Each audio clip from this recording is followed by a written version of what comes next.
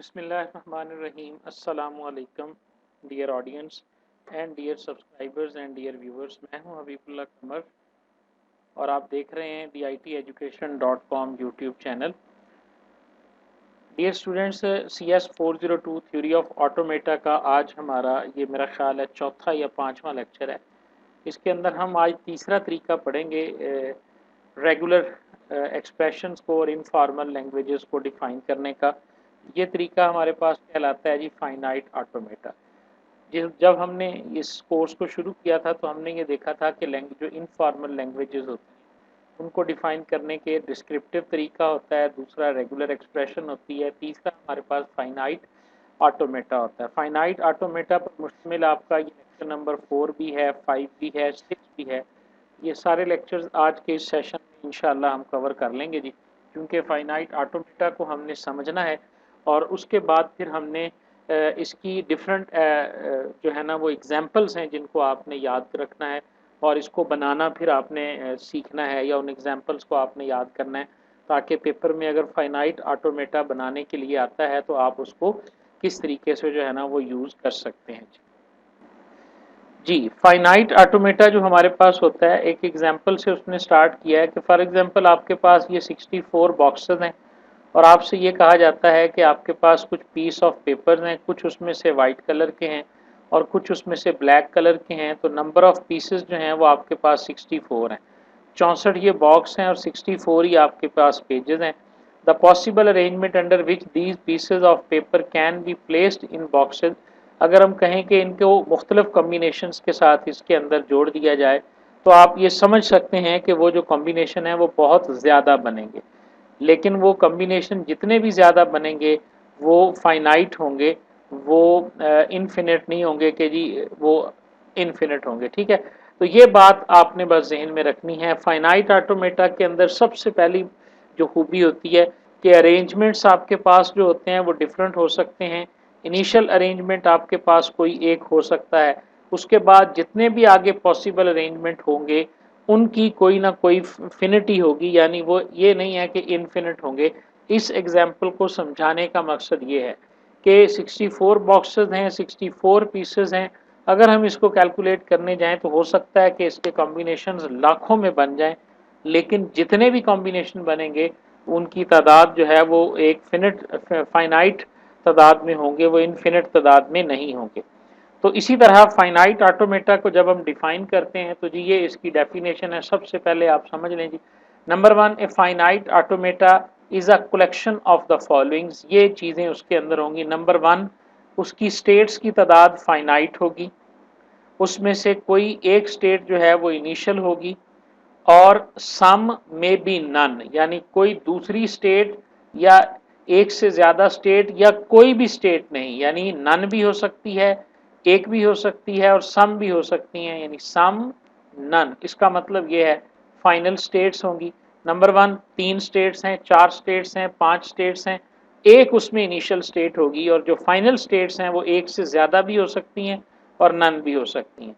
उसके बाद finite set of input letters है, जो सिग्मा होगा, इनपुट लेटर्स होंगे वो भी फाइनाइट होंगे, 2 हैं, 3 हैं, 4 हैं, उसके अंदर होगा जी which input strings are formed, जिससे आप स्ट्रिंग्स को बनाएंगे। यहाँ पे ये नहीं लिखा कि स्ट्रिंग्स जो हैं वो उसकी फाइनाइट होंगी या नहीं होंगी। फाइनाइट सेट ऑफ ट्रांजिशन, हम उसके अंदर एक ऐसा टेबल क्रिएट करेंगे, एक ऐसा सेट बनाएंगे जिसके अंदर हम लिखेंगे जी कि ये इस फाइनाइट ऑटोमेटा की ट्रांजिशंस हैं।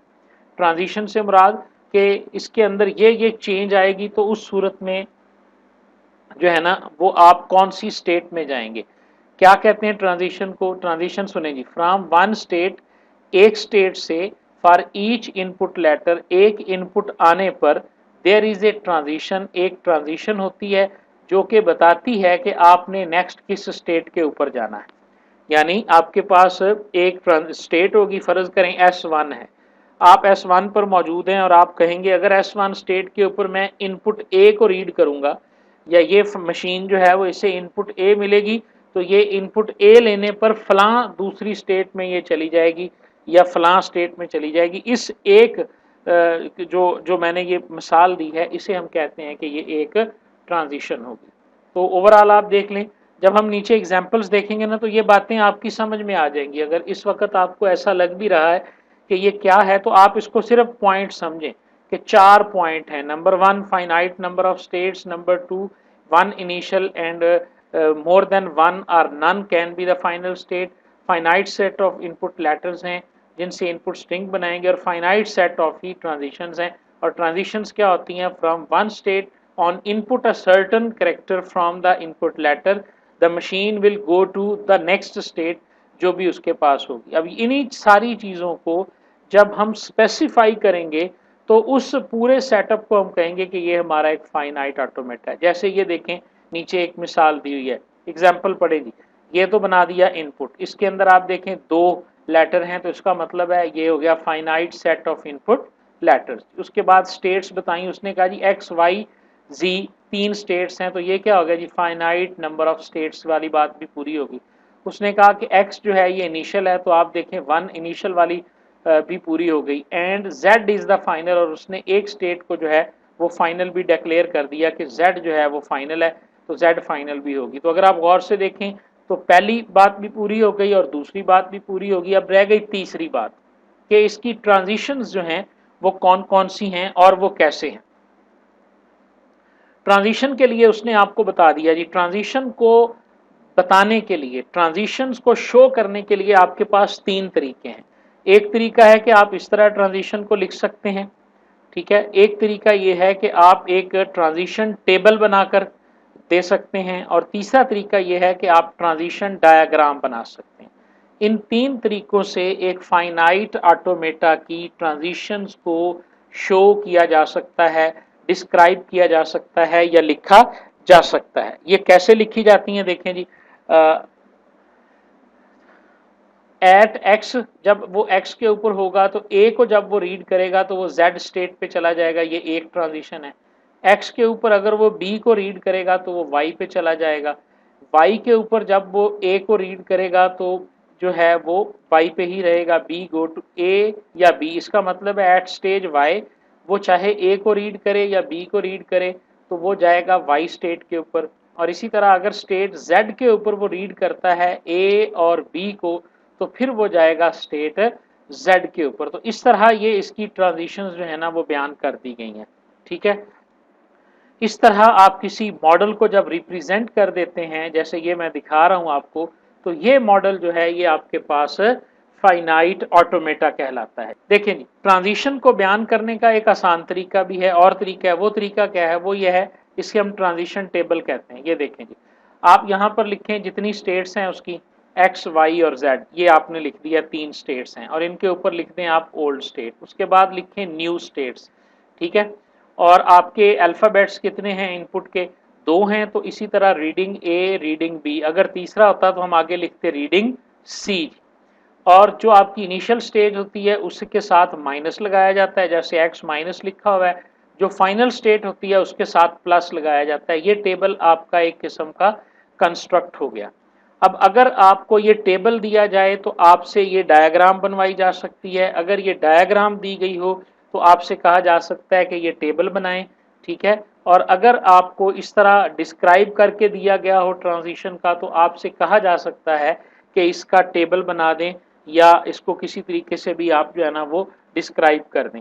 तो ये वही चीज़ है जो ये लिखी हुई है, यही चीज़ जो है ना वो आपके पास टेबल के अंदर है। मैं आपको ये ना इकट्ठी करके दिखाता हूँ ये सारी चीज़ ना, फिर आपको ज़रा समझ आएगी। ये मैंने कट कर लिया है इसको, ठीक है। और अब मैं आपको लेके चलता हूँ यहाँ पे इस टेबल के सामने, और यहाँ पर हम उस जो है ना वो डायग्राम को शो करते हैं। ज़रा देखें, अब हमने लिखा ओल्ड स्टेट्स हमारे पास एक्स वाई जेड माइनस, अब आप देखें at state X reading a, ये स्टेज एक्स है। जब इसके रीड ए किया जाता है तो ये जाएगा जेड, तो यहाँ हम जेड लिख देंगे जी। इस तरह हमने इसके ऊपर जेड लिख दिया। उसके बाद जब एक्स के ऊपर वो बी को रीड करेगा तो गो टू वाई, तो यहाँ हमने जो है वो वाई लिख दिया। ये वाला पोर्शन जो होता है ये वाला खाली होता है, ये वाला जो होता है ना यहाँ पर हमने फिल करना होता है। उसके बाद देखें जी वो कहता है वाई के ऊपर, वाई के ऊपर वो रीड ए करे या बी करे, ये वाई के ऊपर ही जाएगा। तो ये वाई है, रीडिंग ए तब भी y और रीडिंग b तब भी y के ऊपर ये रहेगा। उसके बाद आ जाएंगे z के ऊपर आकर जब ये a को रीड करेगा कॉमा b, यानी a को रीड करेगा तब भी ये z पे रहेगा, और जब ये b को रीड करेगा तो उस वक्त भी ये z के ऊपर ही रहेगा जी। अब जी ये टेबल बनाना तो हमने सीख लिया। टेबल के बाद हम देखते हैं कि ये डायग्राम हम किस तरह से बनाएंगे। अगर आपके पास टेबल गिवन होगा, याद रखें, या ट्रांजिशन टेबल दिया होगा और आपसे कहा जाएगा कि ये डायग्राम बनाएं, या ये डायग्राम दी होगी और इससे कहा जाएगा कि आप ट्रांजिशन टेबल बनाएं, या फिर सिंपली आपको लैंग्वेज की डेफिनेशन दे दी जाएगी और आपसे कहा जाएगा कि इस लैंग्वेज का फाइनाइट ऑटोमेटा आप बनाएं। ठीक है, अब देखें जरा इससे हम किस तरह से बना रहे हैं। हमारी इनिशियल स्टेज कौन सी है, x माइनस है, तो हम एक दायरा लगाएंगे और x माइनस यहाँ पे लिख देंगे, और इनपुट कितनी है, 2 हैं, तो 2 इनपुट a और b, इस तरह करके हम a और b जो है ना वो बना लेंगे। अब हम x के ऊपर जब a रीड करते हैं तो कहाँ जाते हैं, z के ऊपर, तो यहाँ पर हम गोल दायरा लगाएंगे और इसके ऊपर z की स्टेट जो है ना वो मेंशन कर देंगे। ठीक है, यानी आपने x भी बना लिया, y भी बना लिया और z भी बना लिया, तीनों आपने बना ली, साथ में मेंशन कर ली। x माइनस यानी ये इनिशियल स्टेट है, z प्लस यानी ये फाइनल स्टेट है। अब आप क्या कर रहे हैं, अब x से z की तरफ आप a रीड करके जाते हैं, यहाँ a लिख दिया, x से b रीड करेंगे तो आप y पे जाएंगे, यहाँ आ गए। अब y के ऊपर आप क्या कर रहे हैं, y के ऊपर a रीड करें तो y पे ही रहें, तो इस तरह आप लूप बनाएंगे। ये देखें ये लूप बन गई, y के ऊपर a को रीड करेंगे तो y पे रहेंगे, b को रीड करेंगे तो भी y पे ही रहेंगे। z के ऊपर क्या लिखा हुआ था, a और b दोनों को रीड करेंगे तो z पे ही रहेंगे, तो लिहाजा z पे a को रीड किया तब भी z पे रहे, और b को रीड किया तो तब भी हमने b के ऊपर ही रहे। तो आप देख सकते हैं कि अब हमने ये एक फाइनाइट ऑटोमेटा जो है वो बना लिया है। अब इस फाइनाइट ऑटोमेटा के ऊपर हमने एक स्ट्रिंग, ये क्यों हम बनाते हैं, अब इससे एक लैंग्वेज बनती है, यही हमने डिफाइन किया ना। अब इस पे कौन सी लैंग्वेज बनती है, इस चीज को जरा समझेंगे। लैंग्वेज में आपको पता है वर्ड्स होते हैं, स्ट्रिंग्स होते हैं, इसके ऊपर जो लैंग्वेज बनती है वो जरा देखते हैं। इसके ऊपर आप ना ए और बी से कोई वर्ड बनाएं, आपके पास अल्फाबेट जो है ना वो ए और बी है ना, तो हम ए और बी से कोई वर्ड बनाते हैं। ए और बी से हम बनाते हैं जी ए बी ए, ये हमने बनाया। अब इसको पास करें जी, ए को हमने पास किया, सबसे पहला करैक्टर हमारे पास ए है, ए आया तो हम यहाँ आ गए, उसके बाद फिर बी आया, फिर हम यहीं पे रहे, फिर बी आया, फिर हम यहीं पे रहे। इसका मतलब है ए बी ए, अगर हम इस फाइनाइट ऑटोमेटा पे देते हैं तो हमारा फाइनाइट ऑटोमेटा फाइनल स्टेट में चला जाता है। इसका मतलब है ये स्ट्रिंग जो है इसको ये एक्सेप्ट करेगा, ये इस स्ट्रिंग को ये एक्सेप्ट करेगा। अब हम बनाते हैं बी ए बी हम बनाते हैं जी, बी ए बी को इसके ऊपर एग्जीक्यूट करके देखें जी, बी को एग्जीक्यूट किया वाई पे चला गया, उसके बाद हमने बी को एग्जीक्यूट किया, ये वाई पे चला गया, उसके बाद हमने जब ए, उसके बाद हमें मिला यहाँ पर वर्ड, देखें जी दूसरा करैक्टर हमारे पास ए है, ए को रीड किया तो वाई पे रह गया, फिर हमने बी को रीड किया तो हमारे पास ये यहीं पे रह गया। इसका मतलब क्या हुआ कि जब हम बी ए बी से स्टार्ट करेंगे तो ये फाइनाइट ऑटोमेटा जो है ये कभी भी फाइनल स्टेट में नहीं जाएगा। ठीक है, तो फाइनल स्टेट में अगर नहीं जाएगा तो इसका मतलब है कि ये नॉट एक्सेप्टेड होगा। ठीक हो गया, तो इसका मतलब है ये स्ट्रिंग जो है ये इस फाइनाइट ऑटोमेटा की लैंग्वेज में है, और ये वाली स्ट्रिंग जो है इस फाइनाइट ऑटोमेटा की लैंग्वेज में नहीं है।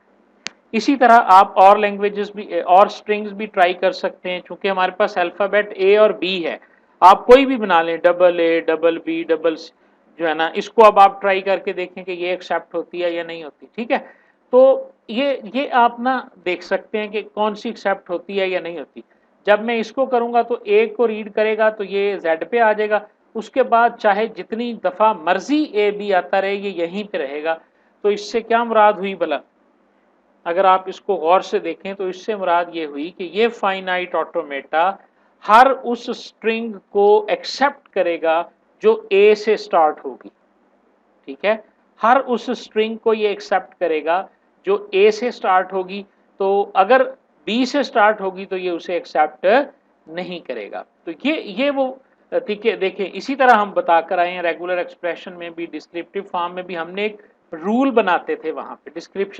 डिस्क्रिप्टिव फॉर्म में हमने क्या कहा था, हम एक रूल लिख देंगे और उस रूल के मुताबिक जो वर्ड्स होंगे वो हमारे पास एक्सेप्टेड होंगे, लैंग्वेज में मौजूद होंगे। और ये फाइनाइट ऑटोमेटा एक ऐसी लैंग्वेज जनरेट कर रहा है जो स्टार्टिंग विद ए तो एक्सेप्टेबल है, अदरवाइज नहीं है। ठीक है जी। इसी की अगर हम रेगुलर एक्सप्रेशन बनाएं तो इसकी रेगुलर एक्सप्रेशन ये बनेगी कि पहले ए आएगा, उसके बाद ब्रैकेट ए आर बी, यानी ए हर सूरत में हो, उसके बाद जितनी दफा मर्जी ए आ जाए, जितनी दफा मर्जी बी आ जाए, ये लैंग्वेज उसको एक्सेप्ट करेगी। तो ओवरऑल जी फाइनाइट ऑटोमेटा इसी तरह से बनता है और इसी तरह से काम करता है। अब हम इसकी मुख्तलिफ एग्जांपल्स देखते हैं जी। लेक्चर नंबर 5 के अंदर भी डिफरेंट तरीके में बताया गया जी। एक तरीका ये भी है जी इंडिकेट करने का इनिशियल स्टेट को, ठीक है, कि arrow head can be placed, यानी ये वाला एरो लगा दें तो इसका मतलब है कि ये इनिशियल स्टेट है, और जो फाइनल स्टेट है उसके ऊपर आप डबल एरो लगा दें तो इसका मतलब होता है कि ये एक फाइनल स्टेट है। यानी डबल सर्कल जो है ये फाइनल स्टेट को शो करता है और जो एरो हेड होता है ये इनिशियल स्टेट को शो करता है। यानी इस तरह से भी आप शो कर सकते हैं। ठीक है जी। एक और एग्जांपल देख लें जी। लेक्चर नंबर 4 में ए बी है, एक्स वाई है, दो ही स्टेट्स इसकी बताई गई हैं एक्स और वाई की। एक्स इज बोथ इनिशियल भी है और फाइनल भी है, यानी एक्स स्टेट आपकी इनिशियल भी है और फाइनल भी है, तो आप एक्स के सामने ही प्लस और माइनस लिखेंगे। ये साथ में ट्रांजिशन बताई है। एक्स के ऊपर जो है जब ए को या बी को रीड किया जाएगा तो ये वाई पे जाएगा, और वाई के ऊपर जब ए और या बी को रीड किया जाएगा तो वो एक्स पे जाएगा। आप देख लें जी, एक्स प्लस है, reading a Y, reading b Y. अब ये टेबल बनाना आपके लिए मसला नहीं होना चाहिए। अगर फिर भी आपको नहीं समझ आई तो आप रिपीट करके देख लीजिएगा पिछली एग्जाम्पल में, और उसके बाद आपने ये बना दिया जी। देखें, एक्स के ऊपर ए बी को रीड करेगा तो वाई पे चला जाएगा, यहाँ पे ए और बी को रीड करेगा तो वापस ए के ऊपर आ जाएगा। ठीक है जी। एक्स में उसने ए मिला, ये वाई पे चला गया, फिर ए मिला तो ये वापस फाइनल स्टेट में आ गया। जब फाइनल स्टेट में आ गया फिर अगर ए मिला तो ये यहाँ चला गया, फिर वाई मिला तो ये यहाँ आ गया। तो ये पता कौन सी लैंग्वेज बनती है? ये लैंग्वेज बनती है with even length. Even length यानी ये सिर्फ उन वर्ड्स को एक्सेप्ट करेगा जिनकी लेंथ इवन होगी। मसलन ए बी अगर है तो ए से यहां चला गया, बी से यहां आ गया। ए बी में दो करेक्टर हैं। अब ए बी और ए को करके देखें। ए किया तो ये यहां से यहां आया, बी किया ये वापस यहां आया, फिर ए लिया तो ये यहां आ गया। ये फाइनल स्टेट में नहीं गया क्योंकि इसके बाद तो करेक्टर ही कोई नहीं है। तो इसका मतलब क्या हुआ कि ये वो लैंग्वेज है जो इवन लेंथ के वर्ड्स को जो है वो एक्सेप्ट करेगी जी। ठीक है। इसी तरह देखें जी, ये फाइनाइट ऑटोमेटा जो है ये एक्सेप्ट करता है स्टार्टिंग विद बी को। स्टार्टिंग विद बी को यानी अब आप देखें इसकी रेगुलर एक्सप्रेशन ये है स्टार्टिंग विद बी की, और फाइनाइट ऑटोमेटा आपके पास ये है। कुछ भी नहीं हमने बनाया, ना अल्फाबेट बनाया, ना हमने ट्रांजिशन टेबल बनाया, डायरेक्ट हमने एक डायग्राम बना दी है और ये एक्सेप्ट करती है स्टार्टिंग विद बी। कैसे हम कंफर्म करेंगे कि ये एक्सेप्ट करती है स्टार्टिंग विद बी को? तो इसके लिए आप क्या कर सकते हैं, कोई भी वर्ड जो है ना वो इसके ऊपर एग्जीक्यूट करके देखें। हम इसके ऊपर एग्जीक्यूट करते हैं बी, ए और ए को। ठीक है जी। तो यहाँ पर हम, ये हमारी इनिशियल स्टेज है, हमने बी को रीड किया, हम यहाँ आ गए, यहाँ पे आके हमने ए मिला, यानी बी से रीड करके हम यहाँ आ गए, फिर ए को देखा, फिर ए के साथ भी यहीं पे लूप है, और फिर ए देखा तो फिर ए के साथ ही यहीं पे लूप है। जब ये वर्ड या स्ट्रिंग पूरी इस फाइनाइट ऑटोमेटा पे होगी तो हम कहाँ पर होंगे? फाइनल स्टेट के ऊपर होंगे। तो इसका मतलब क्या हुआ कि ये बी ए को एक्सेप्ट करेगी। अब आप इसके ऊपर एग्जीक्यूट करके देखें, ए बी को, यानी ये चार करेक्टर्स पर मुश्तमिल है। ए को इसने रीड किया तो ये यहाँ आ गया, और उसके बाद यहाँ पर बी मिले, ए मिले, बी मिले, ये लूप के अंदर चला जाएगा और यहीं पे रहेगा, और कभी भी इस स्टेट से ये फाइनल की तरफ नहीं मूव करेगा। लिहाजा जो वर्ड ए से स्टार्ट होगा वो ये फाइनाइट ऑटोमेटा कभी एक्सेप्ट नहीं करेगा, और जो बी से स्टार्ट होगा उसे ये एक्सेप्ट करेगा। यानी पिछली जो हमने एग्जांपल पढ़ी थी ये टोटल उससे उल्ट है। उसके बाद अगली एक डायग्राम देखें जी आप, जो अगली डायग्राम है वो देखें जी, वो है जी कि consider a language of strings defined over, ये मैं एनोटेशंस जो है ना ये सारी क्लियर कर दूं। अब मैं एग्जीक्यूट करके नहीं दिखाऊंगा जी, अब आप इसको खुद कंसिडर द लैंग्वेज जो कि एंड होती हो ए के ऊपर, ठीक है, जो ए के ऊपर एंड होती हो। तो इसको करने के लिए आप देखें जी, आप ए के ऊपर एंड करना है आपने, तो इसका मतलब क्या है, शुरू में ए हो या बी हो या उसका कोई भी कॉम्बिनेशन हो, लेकिन लास्ट के ऊपर जो है वो ए होना चाहिए। ये तो हो गई इसकी रेगुलर एक्सप्रेशन। और इसका फाइनाइट ऑटोमेटा कैसे बनेगा जी, ये इसका फाइनाइट ऑटोमेटा है कि जो शुरू वाली स्टेज है माइनस की है, इसमें ए मिला तो ये प्लस पे चला गया, और उसके बाद जितने भी ए मिले ये यहाँ एंड कर दे, ठीक है, यानी प्लस वाली स्टेज हमारी ये है। अब इसके ऊपर आप बी बी को करें, बी करने से ये यहाँ लूप में रहेगा, फिर बी करने से ये यहाँ लूप में रहेगा। और अगर आप बी ए बी करते हैं, बी ए बी, बी से ये लूप में आया, ए से ये यहाँ चला गया, इसे फिर बी मिला, ये वापस इनिशियल स्टेट में आ गया, तो ये उसको भी एक्सेप्ट नहीं करेगा, ये सिर्फ उस स्ट्रिंग को एक्सेप्ट करेगा। आप कोई भी सैंपल स्ट्रिंग इस पर एग्जीक्यूट करके देख सकते हैं, तो आप देखेंगे कि कोई ऐसी स्ट्रिंग इसके ऊपर जो है वो एक्सेप्ट नहीं होगी कि जो ए से एंड ना करती हो, ठीक है जी। अच्छा, इसी तरह आप देखें कि इसी लैंग्वेज को बनाने के लिए ये वाली शक्ल भी हो सकती है, ये वाली शक्ल भी इसी की बनी हुई है। ये आपकी इनिशियल स्टेट है, ये आपकी फाइनल स्टेट है, यहाँ से आप यहाँ जाएं, यहाँ से आप यहाँ आए, यहाँ से फिर आप वापस यहाँ चले जाएं। तो मतलब कहने का क्या है कि जिस तरह एक प्रॉब्लम को सॉल्व करने के एक से ज़्यादा एल्गोरिदम हो सकते हैं, तो इसी तरह एक लैंग्वेज को एक से ज़्यादा फाइनाइट ऑटोमेटा से भी डिस्क्राइब किया जा सकता है। यही रूल हम रेगुलर एक्सप्रेशन में पढ़ के आए थे कि एक इनफॉर्मल लैंग्वेज को एक से ज़्यादा रेगुलर एक्सप्रेशंस के थ्रू भी आप डिस्क्राइब कर सकते हैं। तो इसी तरह जो अब ये और ये एक ही लैंग्वेज जनरेट कर रहे हैं, तो इन्हें हम कहेंगे कि ये हमारे पास इक्विवेलेंट जो है ना वो कहलाएंगे, जो इक्विवेलेंट फाइनाइट ऑटोमेटा हम इसे कहेंगे। अब आप देखें जी, फाइनाइट ऑटोमेटा ए जो है ये लैंग्वेज L1 को जनरेट कर रहा है जी, ये फाइनाइट ऑटोमेटा L2 को। ये जितनी एग्जांपल्स हैं जी, ये सारी आपने समझ लेनी है, इन्हीं एग्जांपल्स में से पेपर में आती हैं, और इन्हीं एग्जांपल्स में से जो है वो आपकी असाइनमेंट में आती है। थोड़ी बहुत चेंज वो कर देते हैं, थोड़ी बहुत चेंज की जा सकती है, ठीक है जी। और इसी तरह अब आप देखें जी, उसके बाद फिर आगे लेंथ ऑफ टू और beginning with and ending in the same letter, ये उसका फाइनाइट ऑटोमेटा है। इनकी इन डेफिनेशंस की ये वाली एक्सप्रेशन जरूर आपने याद कर लेनी है।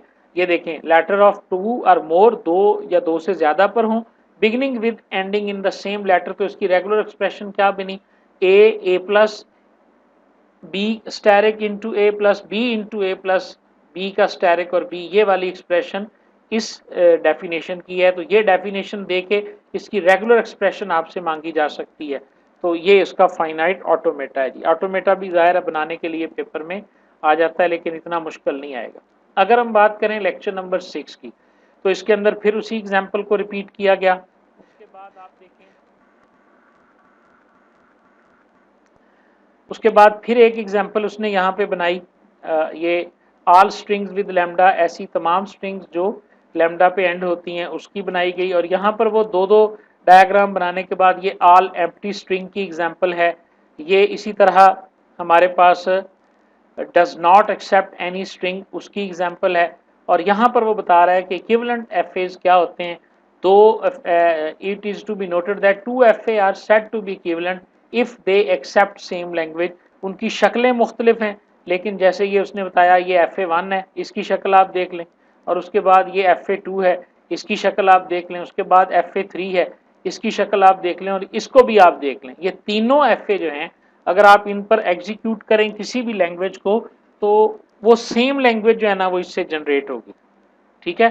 तो जो सेम लैंग्वेज जनरेट हो रही है, तो उसका मतलब है ये जो फाइनाइट ऑटोमेटाज हैं ये आपस में सारे के सारे इक्विवेलेंट हैं, ठीक है जी। ये डबल ए के साथ एग्जाम्पल है, ठीक है। ये having double zero and double A की एग्जाम्पल है। ये सारी एग्जाम्पल्स आपको जहन नशीन करनी होंगी जी। असाइनमेंट में किसी तरह की एग्जाम्पल पूछी जा सकती है, ज़ाहिर है पेपर में तो इतनी मुश्किल एग्जाम्पल नहीं आती। हाँ, अलबत्ता रेगुलर एक्सप्रेशन के हवाले से मुश्किल भी आपके पास आ सकती है जी। तो ये लेक्चर नंबर 6 तक जो है ना वो आपका क्लियर हो गया। नेक्स्ट हम देखेंगे जो चौथा तरीका है, वो है जी हमारे पास ट्रांजिशन ग्राफ के ज़रिए किस तरह से बनाया जाती हैं एक्सप्रेशन। ये मेथड 5 जो है, यहाँ से इंशाल्लाह जो है वो हम नेक्स्ट लेक्चर के अंदर डिस्कशन जो है वो शुरू करेंगे जी। Thank you very much.